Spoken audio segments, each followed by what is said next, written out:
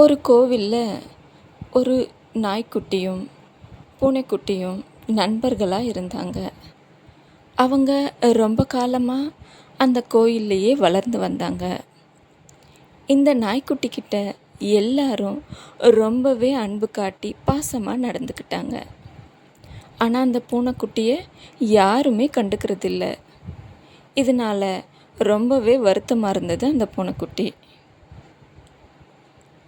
இந்த கோயிலில் பூஜைகள் முடிஞ்சதும் பூசாரி நெய்வேத்தியமாக படைக்கக்கூடிய எந்த உணவாக இருந்தாலும் அந்த நாய்க்குட்டிக்கு ரொம்பவே அன்போட அதை கொடுப்பார்.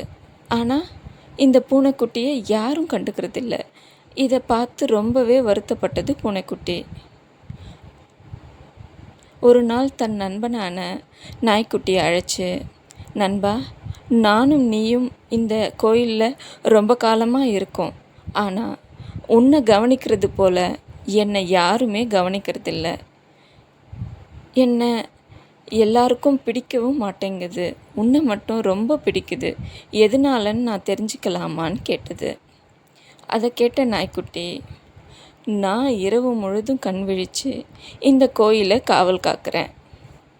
என்னோட மோப்ப சக்தியால் யாரேனும் திருடும் எண்ணத்தோட இந்த கோயிலுக்குள்ளே நுழைஞ்சா அவங்கள கண்டுபிடிச்சி கொடுக்குறேன். என்னால் தான் இங்கே இருக்கிறவங்க எல்லாரும் ரொம்ப நிம்மதியாக இருக்கிறாங்க. நான் திருடன்னு நினைக்கிற ஒருத்தரை பார்க்கும்போது கத்தி கூச்சலிட்டு ஊர் மக்களை எழுப்பி விட்டுடுறேன். அதனால் எல்லாரும் என்கிட்ட அன்பு செலுத்துகிறாங்க. அது மட்டும் இல்லாமல் இந்த கோவிலில் இருக்கக்கூடிய உண்டியல் பணத்திலிருந்து விலை உயர்ந்த ஆபரணங்கள் வரையும் நான் தான் பாதுகாக்கிறேன். அதனால் எல்லாரும் என்கிட்ட அன்பு செலுத்துகிறாங்க. அது சரி, ஆனால் நான் உன்னை போல் எப்படி இருக்க முடியும்னு கேட்டது அந்த பூனைக்குட்டி. உன்னாலேயும் முடியும். நம்ம பூஜைக்காக தானியங்கள் நிறைய வாங்கி கிடங்கில் இருக்குது. அங்கே போய் எலி ரொம்பவே அட்டகாசம் செஞ்சு நாசம் பண்ணுது.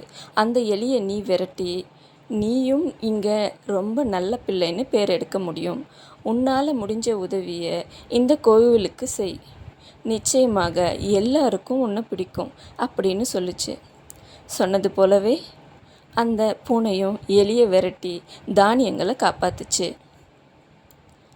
கோயில் பூசாரி நாய்க்குட்டிக்கு எப்படி உணவு வழங்குவாரோ அதே போல் அன்பாக பூனைக்குட்டிக்கும் வழங்கினார். இதுதாங்க, நம்மால் முடியும்னு நினச்சா முடியாத காரியம் எதுவும் இல்லை. என்னால் முடியாதுன்னு நினச்சா எதுவுமே நடக்காது.